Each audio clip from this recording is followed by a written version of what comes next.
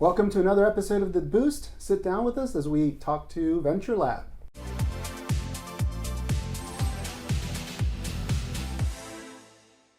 Hey guys, thanks for joining us. This is Pablo. And this is Leon. And I'd like to introduce Dr. Glangchai, founder of Venture Lab, and Desma Dietz, the executive director of Venture Lab. And, I'm really excited about this episode because as far as, being involved with Venture Lab now, it's been about 3 years. Yeah. So, I've seen the growth and all of the changes that are happening. So thank you so much for coming on the show. Thanks for having us. Yes, very excited to talk. So, Dr. Glangchai. Oh, and Cristal. Thank you. Thank you. Okay, Cristal. Tell me about how Venture Lab came to be. Oh gosh, yeah. So started back in, I always forget, 2012 or 2013. I think 2013. I was thinking about it in 2012. So I had started a tech company in grad school and really noticed lack of women in tech, lack of women CEOs, lack of Hispanics, even within the investors, not many women or people of color. And that got me started thinking, where were all the women and people of color in tech, in entrepreneurship, in, investing? So when I went to the university, I was trying to kind of solve for that problem. I wanted to get more girls and students of color into my class. And I really found like it was like pulling teeth. I just couldn't get them into my classes, or they'd get into my classes and they would just drop out. They would be like, oh, I can't do it, or they'd be very timid or afraid to raise their hand. So I realized I needed to start even younger.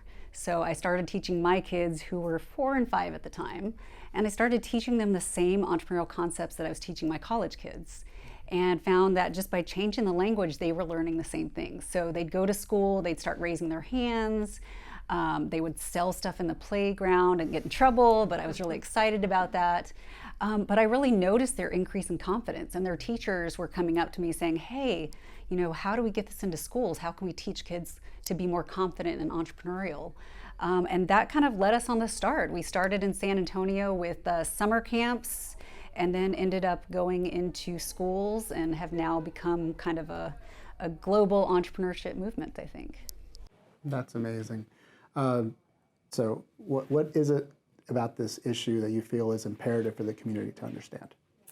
Well, I think there's actually 2 issues. So my main problem is, I think, preparing girls and underserved youth for a world that's constantly changing. There's so much, innovation is changing so rapidly. We've got global interconnectedness, and we're not preparing students for the future, right? So the education system was really developed during the Industrial Revolution, and it's kind of a factory model to churn out workers that can do tasks and follow, specific, rules. And what we haven't done is prepare kids for a world where they need to be okay with ambiguity, where they need to problem solve open-ended questions. They need to be able to seek out opportunities. So I think that's part of the problem on the education side. The side that I'm passionate about is that there really is this huge inequality gap for women and people of color in entrepreneurship, in innovation, in leadership positions. So we really want, everyone creating new products and new processes and new companies. We don't want to be leaving out 50% of our population. So I think it's really important for our community to be able to educate all children in these entrepreneurial skills and mindsets, so that we can basically be creating products and services for everyone and benefiting our society. Very good. As far as the overall broad impact on the community, Venture Lab's success is going to have an impact on that. What would you say that broader impact would be if Venture Lab is successful? If Venture Lab is successful, the way I see a broader impact is that we're bringing more diversity of thought, more diversity of perspective, more diverse people into solving these grand challenges and problems of society. So just making society a better place by having products and services and companies that are developed by a diverse group of people. Mm-hmm. There's a number of organizations that are doing it. It's a problem that's out there, but what sets Venture Lab apart from these other organizations or others that are advocating for this out there? Yeah, I think what sets us apart is really our focus on teaching entrepreneurship, but not just entrepreneurship as far as starting companies. It's really about that entrepreneurial mindset, like giving kids the courage to try something and fail, to learn about seeking out opportunities, to learn to be, failure resilient. In schools right now, we teach kids, to get the perfect grades, to get the A's, to go apply to the perfect college, to get the perfect job, but we don't really teach them to fail. And as an entrepreneur or someone developing products in any field, you have to be able to, one, fail and learn from your failures. And I think the other critical piece is that we're starting by teaching these mindsets really young. So a lot of studies show that, kids' brains and synapses, they're forming new connections super rapidly. So if you can start to teach kids the entrepreneurial skill sets and mindsets at a young age, I think that's something that they can draw from, forever in their lifetime. It doesn't matter if they start a company earlier on, but they now have access to that pathway of like, oh, here's how I can do it. If they are an artist and they're trying to market their art, if they're an engineer trying to develop a new product, they can go back to that learning and use that process. And they already have that built-in confidence, like saying that they can do it. Yeah, Leon, if I could add something to Cristal's comment about, the two different issues that we're trying to solve, that lack of diversity and really preparing youth. One of the things that drew me to Venture Lab that I found unique about it is this sort of starting young. But when you think about entrepreneurship, immediately people think about, oh, it's starting a business. We are not interested in third graders dropping out of fourth grade and launching the next successful billion-dollar product at all. We want them to know how to take an idea, not dismiss it because it's silly or stupid, and really show them how they can take it from just that nugget in their head and give them the skills along the way to fail a lot, but learn from those mistakes, to be agile, to, and then learn the hard skills of how to do market research, and all the way to culminating in pitching to their peers and the adults that they respect, and really transforming really as a student. And that leaves them from that class into the next grade, into their next career. And when we look at Jobs for the Future, just did this incredible paper called I think The Big Gap or something. And it's about how if you're starting in high school to teach kids about entrepreneurship or career exploration, it's way too late, and for that very reason that Cristal mentioned about how, where are the girls in these classes? They've edited themselves out with that lack of confidence. So if we're intervening with these mindsets and with these skills at this early age, it can really, really change the trajectory. So that inspired me, and I'm really, really excited about the work that we're doing now. I find it interesting because it's just like languages. They say start very young and it's easier to learn. Yes. If I try to start a new language today, I'm going to struggle and probably sound not the most fluent in that language. And I've got two young daughters, I want to teach them that, there's a process and there's different paths in life. And I like that it's not just, starting the drop out of middle school or high school and start a business. But and I really love that. What in what ways are like Venture Lab working to uniquely address these challenges? There's a few, paths here that we're talking about too. Yeah. Well, Cristal could speak to when she was there developing the very first curriculum for that very first summer camp here in San Antonio. It was entirely for girls, right? And so she had a very specific focus of, I need to create a safe space where these girls feel like they can take those risks and raise their hand and really, really challenge themselves to tackle a big problem. And I think that the essence of that, well, those not even the essence, but the actual curriculum and evidence base that created all of that content is now infused into everything that we do in our current programs, right? Which are now, plentiful. Now we've got an, entrepreneurship plus agriculture deep dive into how you can create products and services from agriculture, to our career exploration program, where we're really challenging kids to ask different questions. It all started from this place, I think, of focusing on what additional supports and activities do girls need to feel safe and to thrive and to be able to feel kind of confident in taking those risks. I don't know if there's anything more specific you want to speak to about the curriculum itself. Yeah, well, I was just going to add that we did develop it with girls in mind, creating that safe space, showing them how they could apply their passion to the world using STEM.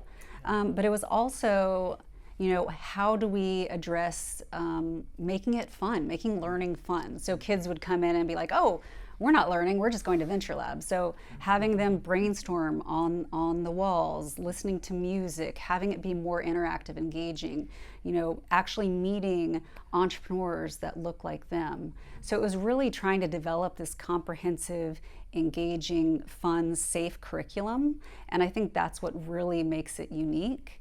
I think also we've really gone from, we saw the results from the summer camps and we really wanted to have a huge impact.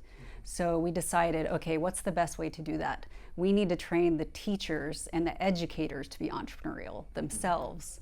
We really want to have a large impact and make sure that we've spread this entrepreneurial movement and that all kids have access to it. So by training the teachers in these entrepreneurial skill sets and mindsets, those teachers themselves can now go and train and teach their students and really spread this entrepreneurial movement so that all kids have access. And I think that goal and that belief that all kids need access to entrepreneurial learning and entrepreneurial mindsets is really, I think, what makes us unique and our drive to really grow and scale this among all the teachers and students. Okay. One thing, Desma, that you mentioned was evidence-based, and I'm, big on like a scientific theory and everything that happens in life. You craft a theory, you back it up with numbers. I'm kind of interested in understanding how Venture Lab uses evidence-based to educate these Yes. young girls and young children. Yes. Well, as the architect of the curriculum, please jump in. But really, it's rooted in a bunch of research and that's why we call it evidence-based, because the content itself was developed on research that proves kind of behavior change, social emotional learning, 21st century durable skills. Like what are the lessons and the way that you deliver that content? So that was a lot of what we referenced in the shaping of this curriculum.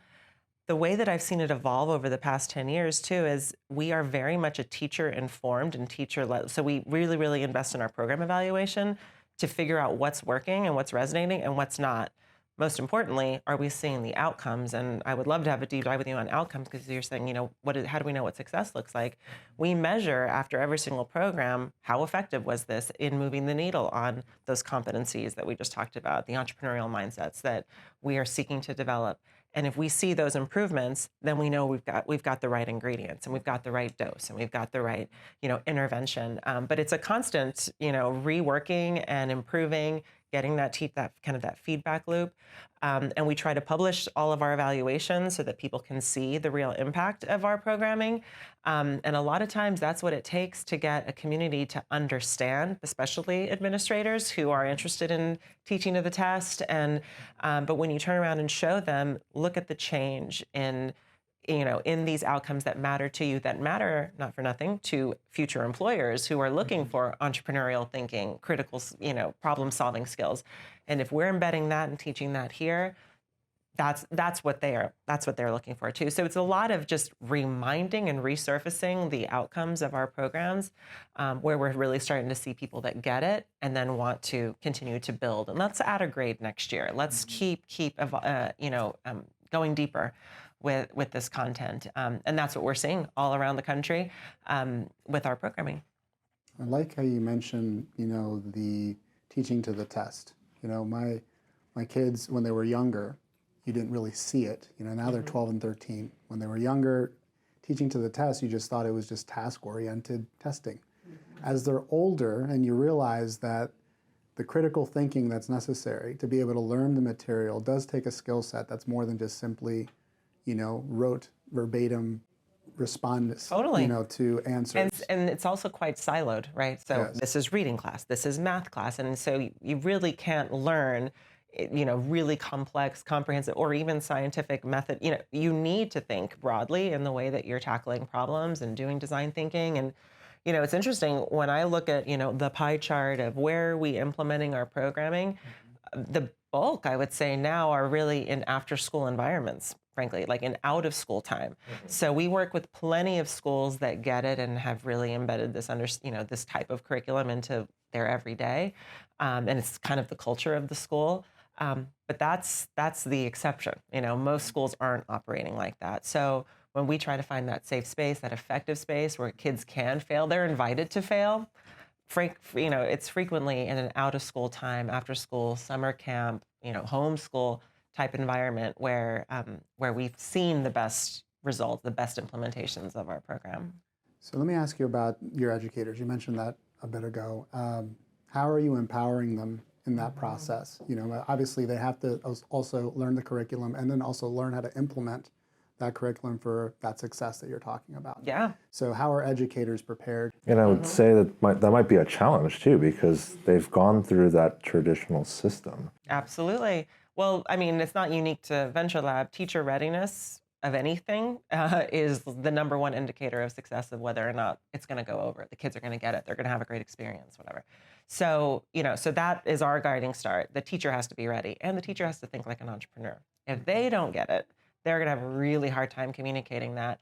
And just as powerful to me as, hearing kids' transformation stories, it's hearing from the educators how it is changing the way that they think, because a lot of our training, we start personal. We start with asking them about, their not school life, and getting them to think about how they take on challenges and the work that we do. So they come to it really, really having internalized the content when they finally are sitting in a classroom teaching kids.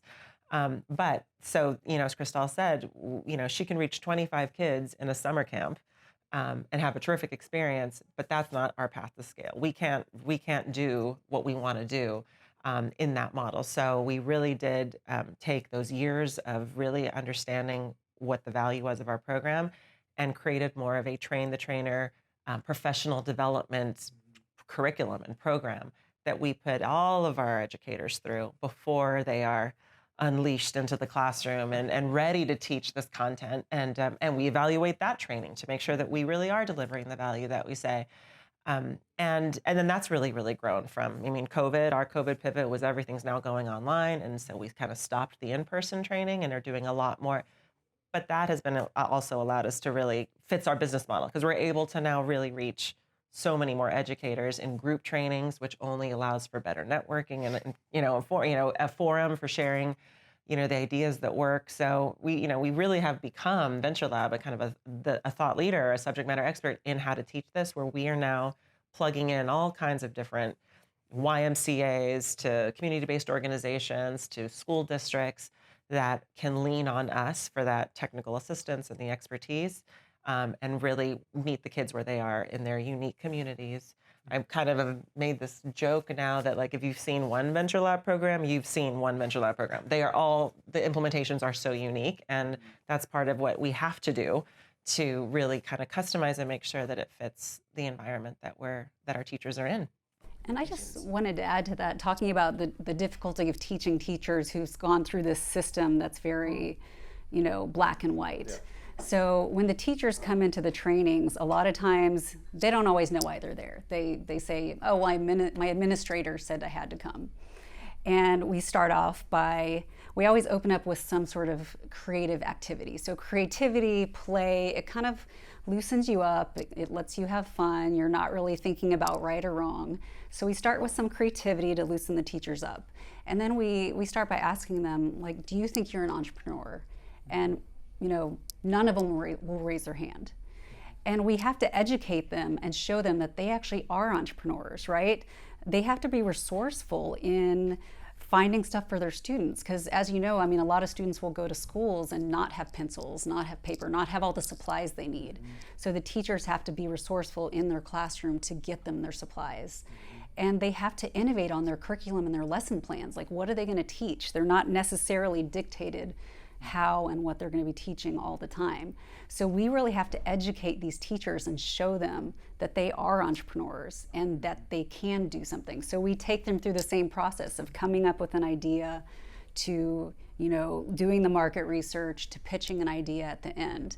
So that at the end, we ask them, are you an entrepreneur? And everyone in the room raises their hand. And so for me, I think that's the amazing thing. First, showing teachers that they are entrepreneurs. But then also, I think in the way that our curriculum is developed and our lesson plans, we make it super easy. We know that teachers are busy. They have so many things to do. They're staying after school till like 6. They come in at 6 in the morning.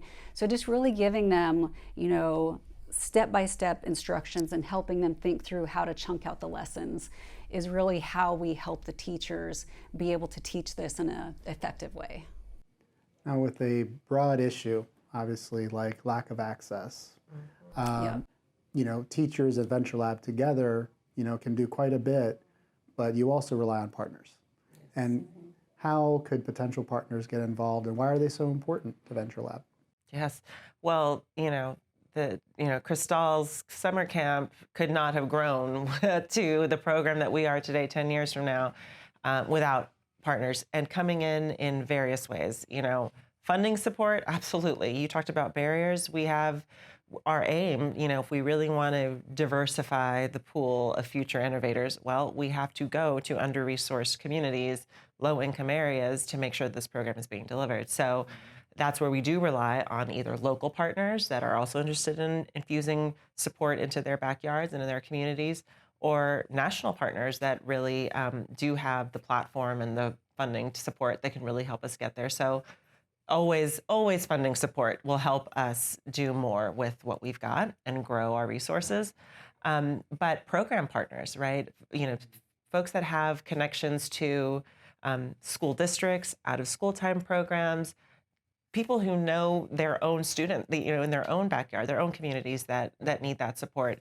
We really want to partner with them and find those connections, and we're doing more of that in San Antonio again, because we know that there is so much potential and there is a beating heart of entrepreneurship in this town, and so we really want to make sure that the youth that are coming up find resources and are able to build that social capital here.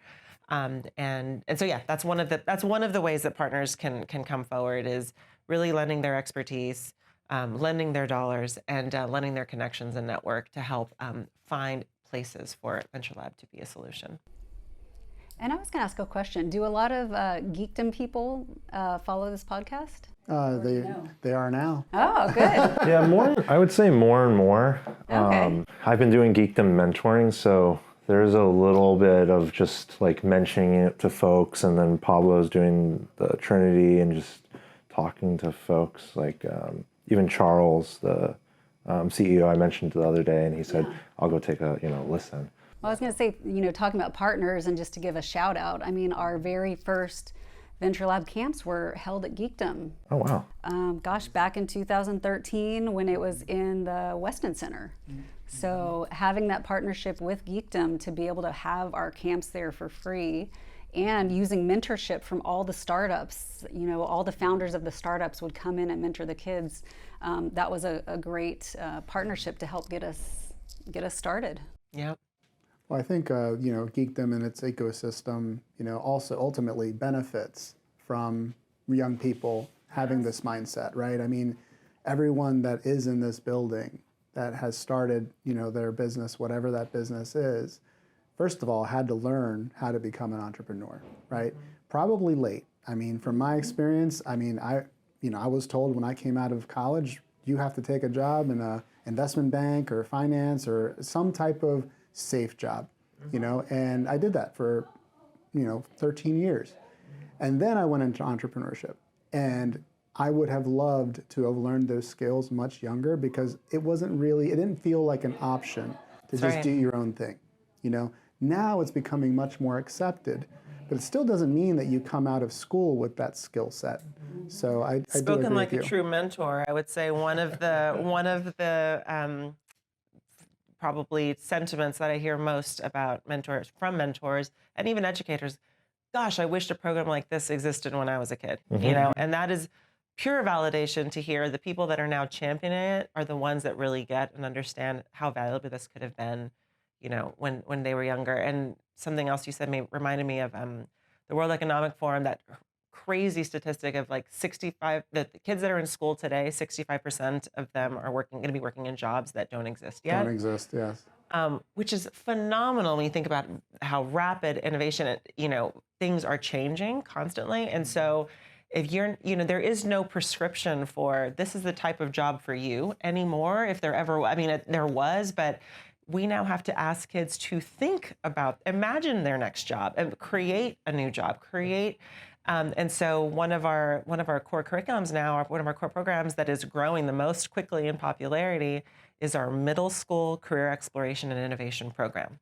And it is because we want to prepare kids to be imagining new careers. Of course, be invested in STEM and be invested in entrepreneurship and learn what that takes, but also create your next story, create your next product, create your next service. And so I love that curriculum for the way that it challenges kids to think beyond. And so that coupled with, I think, our mentorship program are two really powerful ways that we can really inspire kids.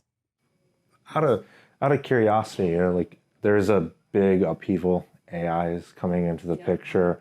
Does that play some part in all of this too? Yeah. Like, are you guys considering what AI will do to, even like jobs that I do? I write and I might not write, for a very much longer time. If AI can do it much better sometimes. Well, I think I think before AI it was robotics, right? Everyone was saying robotics. They're going to take all our jobs, and yes, they are starting to take more of the jobs. And now with AI is definitely going to take a lot more jobs. I mean, I know our kids now are using AI to do their homework and to write papers, and I've used it to write stuff. It's amazing. So I think the thing that's really important to note, and what we're teaching kids, is basically to create their own futures. Another stat as well is that in the future, about 50 to 60% of all of the workforce are going to be freelance or independent contractors. So just teaching kids these skills to be able to work with technology, to be able to work with AI, but then also to be able to imagine their own futures, to create their own careers using technology as it advances. I think that's going to be the benefit for kids, is that they'll be able to use the changing technology and not necessarily be afraid of it taking jobs from them. Yeah. I heard one of my sassier mentors kind of made a joke, said, you're not going to lose your job to AI. You're going to lose your job to the person who knows how to use AI effectively, Yeah. right? That's very true. And so don't be scared of it. This is a tool for your tool belt that you are going to learn how to master. And this isn't going to replace your critical thinking skill. You need to learn how to, fold this into your tool set. So yes, right now I see a lot of educators really taking that track because they have to, right? It's coming, it's here. And so how do we equip our kids to be able to use this to their advantage to grow and imagine the future? I was going to say, that reminds me of COVID. Educators didn't know how to use Zoom, and then COVID happened, and now they're all Zoom experts. Zoom experts. I have a funny Zoom story. When that was happening, my youngest was on a Zoom call, and I walk into his room. He's awake. I walk into his room 5 minutes later, and he's completely knocked out. And of course, so thank goodness they're back in school again. Yes. Because I don't think AI would have closed that gap. Venture Lab now has completed 10 years, right? And we're now at the end of 2023. Can you share some of the highlights of your 10th year in operation that you can, share with the audience? Yes, I'm so excited. I mean, we're in January of 2024 and about to kind of publish our impact report for this year. And I'm super excited to say that, we've reached more kids and educators and communities than ever. So we are growing, and I think our model is growing with it. And we're trying to find even more efficient ways to deliver our program. And for me, operationally, that's a win because I know that's just going to translate to more impact, more students reached, more communities served. Our scholarshiping program, too, I think is also growing, which means that the demand is growing and awareness is growing of how this program can be meaningful in a community. So I see that that demand and wanting to meet that demand as more proof that that we're going in the right direction. So scholarships have grown because supporters have grown. More supporters are joining us. So that's made a big difference. And I think us, I mentioned our technical assistant and sort of thought leadership. I really see us moving even more to the forefront in really championing why this is so meaningful and important. The way that SEL, social emotional learning, and Castle's whole, movement around why this is important, it is now embedded in every single school. Every single school now talks about the soft skills and the social emotional competencies. And there's no reason that entrepreneurship should not be one of those kind of frameworks that's built into every single aspect of the way that we teach. And there's all these applications that we've developed, that our partners have developed. So, I don't know if it's a collaborative, I don't know what it is, but I want to be at the front of that with the people that support it and get it to really kind of continue to proliferate, democratize, make this available everywhere. And we're learning all the time, right? So, there's better ways to do things, there's more efficient ways to do things. So we're staying agile, we're living the entrepreneurial life and trying to kind of innovate all the time. And I was going to say, just to add to that, I'm just super proud how, yeah, 2012, 13, we started out with 25 students in a summer camp in Geekdom, got up to about 800 students in a summer camp. And now we're serving, I don't know the exact number, I'm gonna 750,000? say that we're on track to surpass 1 million students served by the end of this year. That's my goal. I'm putting a stake in the Massive. ground. I'm putting a stake in the ground with it, and I gut checked it with my staff just this week because we were getting ready to put the finishing touches on this impact report, and I think we're getting there, which is massive when you flash back 10 years ago to what we were doing in this this building, I guess the old Geekdom building. But Down the street. yes, it's so huge. It's so great, and now we have alumni that have come out of this program now that we're hearing from that are off taking the skills that they learned from this program 8 years ago, 9 years ago. So that's going to be a whole new kind of thing to celebrate when we start to see the alumni making good as adults You with the content mentioned they've learned. an impact report. How are you guys measuring these outcomes? Is there like a numerical number or some sort of like job career growth or scholarships? Yeah. All of the above. I mean, all of those are leading indicators to what we are trying to see as a more diverse pipeline of, girls, student of color, leaders in STEM, entrepreneurs. I think we see it Um, around just Yeah. today. Like the geekdom of 10 years ago was Oh, yeah. was Very vastly different. Yeah. Today, like if you look out there, there's so much diversity. Yeah. Well, so 10 years ago, this program was starting here, doing this, making these, in leading with this intervention to kind of get to that end. So I mentioned program evaluation earlier. So those outcomes, those sort of like direct outcomes of, improving self-confidence, self-efficacy, and embracing failure, critical problem solving skills. Those types of outcomes are the ones that we measure. So a change in pre and post. Of the program, training evaluations as well, making sure that educators are leaving with that readiness that I mentioned earlier. If they're feeling more ready, there's a direct connection to the implementation being stronger, and therefore the kids coming out with better outcomes. So yes, we're really focused on the mindsets and the skills to really guide us and say if the kids are developing these durable skills, these 21st century skills, they will be more successful in their college career, in their post secondary, or as entrepreneurs. And I was going to say, as far as the direct numbers, we, as people download the curriculum, purchase the curriculum, use the curriculum, or get training, we're getting the number of teachers, and then the teachers are self-reporting how many students they're using. So that large number of 750 to a million that we're trying to get to is actually reported by the teachers. And I think the great thing too is that it's not just in the U.S. We're in 150 countries around the world. Impressive. And I think a lot of people don't know that, but I'm just super proud and amazed that we've been able to come this far. Be able to show this impact, and in particular showing how the students are increasing, their confidence, their interest in starting companies, their interest in STEM. Yep, it's actually impressive. I had a call just last week with Owaku Academy in Rwanda, who is implementing this program. They just got trained, and they're sending photos next week. So I'm super excited to hear how their implementation goes. All the way to SA Youth here in San Antonio. It's everywhere, and that movement is because we're able to demonstrate these real, applicable, hard changes. That people can see in students. I mentioned use the word transformational earlier, and I really do believe that's what we're doing. So the last part that I want to talk about is your mentors. Hmm. Clearly, mentors are a big part of your ecosystem in terms of supporting the education for young minds that are training to become Jedi in the future. How would you give someone that might be interested in joining Venture Lab, and I guess the question really is how would they go about it? What advice would you give them? And what sorts of things would they expect, Yeah. to gain from joining Venture Lab? Yes, let's both answer this, but I'll say one thing first is that so we have our mentors, right? And then we have what we're lovingly calling our subject matter experts, right?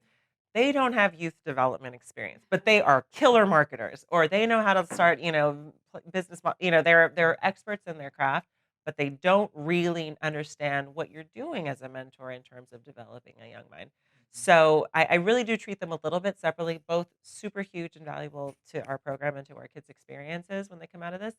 But if you are going to take on the role of being a mentor, it is a an exercise in patience and love. You really have to lead with that empathy, because the kids in our program are young. So you're dealing with a 9-year-old who is really has a great idea for recycled jewelry, but she's got so much to learn. So, you're not coming in hot and hard with, profit margin, analysis.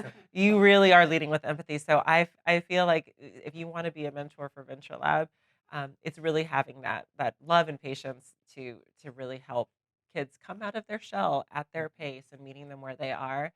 But the subject matter expertise, if you don't have that in you, but you really have a lot to share and lend to the world, we host these AMAs where we pair an expert with a mentor that looks a little bit like them, certainly works in their field, for a 45-minute Zoom AMA. And honestly, when we're doing those evaluations, that's one of the most favorite experiences that our kids come through and say, I loved those 45 minutes that I had and was able to glean a lot. So don't be scared if you're not ready to be full mentor. There's definitely ways to plug in and really lend support to kids who could use it.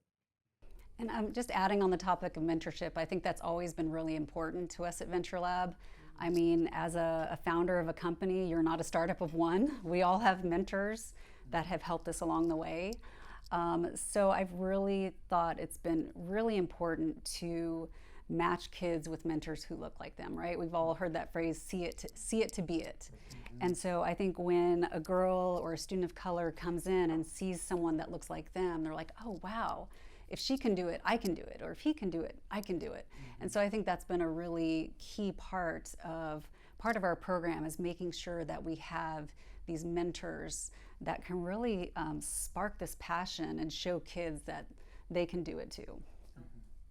Well, as a mentor, so full disclosure, one of the, I think, most rewarding experiences that I've had has been being able to learn, frankly, how to be a better leader, because I see that the same issues that young minds, are going through in terms of starting their journey in entrepreneurship, there many of the same issues that some of our biggest clients have. Yeah. Just because they're not, massively funded and have all of these, other projects going on, it's just that one. In the end, the problem and the core, learning that they're picking up with that experience is directly applicable. Let me just drop that, 12 or 13-year-old, young woman into a startup, and they will be able to, hang with the best of them. So I feel that from my standpoint is probably the most rewarding experience. And, now it's going into 3 years, and the growth, and has been incredible. And obviously seeing Desma join, is also amazing. It's a year now, right? Almost. I'm at about 10 months. I have to say, shout out to the Boost, DigiBoost. Y'all have, you've expanded your mentorship to, like, I'm roping in my company. I'm bringing in all of the support that you're really dissecting what our needs are and pitching in and helping, and it's making a real difference. And so we're grateful to y'all for your support. Partnership right here, because it does make a huge difference. We are a small team. We are our own little startup, 10-year startup, and constantly moving fast. And so, it's bringing like-minded partners along for the ride and helping steer the ship sometimes. That is, I think, led to a lot of our successes. Thank you so much. We appreciate, the recognition, not expected, but, We will continue to support as best as we can, and certainly look forward to seeing Venture Lab's future growth in 2024. So in San Antonio, if somebody that wanted to get involved with Venture Lab, what would they do in terms of, getting started? Yes, yes. We would love to have support from, like we talked about, mentors, super important, companies, businesses that want to get involved and support us. We actually have an event coming up in April. It's our annual gala, third annual, and it's in Austin, so just a short ride. But it's called Ready Set Startup, and it is a really fun celebration. Shark Tank style games, pitch games are involved, so it's definitely on the silly side. But it's, the startup community coming together, established businesses coming together to support the next generation. So it's a really fun evening. That's on April 6th in Austin. But here in San Antonio, we have a nice growing group of what I'm calling my little advisory council, and they're really helping us do more here. So if you're interested in learning more and talking to us, I would love for y'all to reach out to me at Venture Lab, and we can add you to the mix. Are you going to it? Of course I'm going Yeah, to. Yeah. I had to ask. Yeah, okay, well, yeah, of course I'm going to. I'm going to go to it with my bells on and everything. Yeah, you guys need me to dance on stage? I'm happy to do that too. Oh, good idea. Perfect. Have you been roped in yet to do a pitch game? Mm-mm. This might be your year. Have you never? Oh, yeah. This might be your year. Oh, We're gonna You have might to get the put tap you on the team. shoulder at the You could cocktail have hour. a Canadian suit, the all denim. I think you look good in Oh denim. my gosh. I could do that. You got to have There were something. a couple of super interesting outfits last year that really stood out. I think there's some inspiration Well, I there will for say you. a Some couple, denim. 2 years ago, Dirk wore, it was like animal print suit. Ooh. It was awesome. Animal print suit sounds Yeah. pretty. It's pretty Dirk. Like that is a perfect. He's such a playful character, and I love that. Yes, I can juggle. Yeah. Okay. Ew, you Well, can? if you can weave Just it into three your balls. pitch, that could We're be. going to put you to work. Okay, let me know what you guys need help with. I'm happy to do it. Yeah. Well, we're meeting Monica here in a bit, and she'll tell you what's up. I can't even keep up. It's talk about moving fast. She's been recruiting panelists, to kind of judge, quote unquote, the pitch competition, and yeah, tables, all of the things. So we'll talk with her a bit, see where we're at. Crunch time, right? It is. We're a couple months out, but she's amassed a massive team of people that are supporting. Like, we have a proper planning committee with subcommittees that are, doing procurement of the live auction stuff, and our press committee that's out there getting us in Troy Beza and all of these different outlets. And yeah, so we've got a well-oiled machine going. Cristal, Desma, thank you so much for sitting with us today. It's wonderful to chat with you all and obviously hear about all the great things that come at Venture Lab. Thank you. If you want to learn more about Venture Lab, please visit venturelab.org, like, subscribe, and I'll see you on the next episode of The Boost.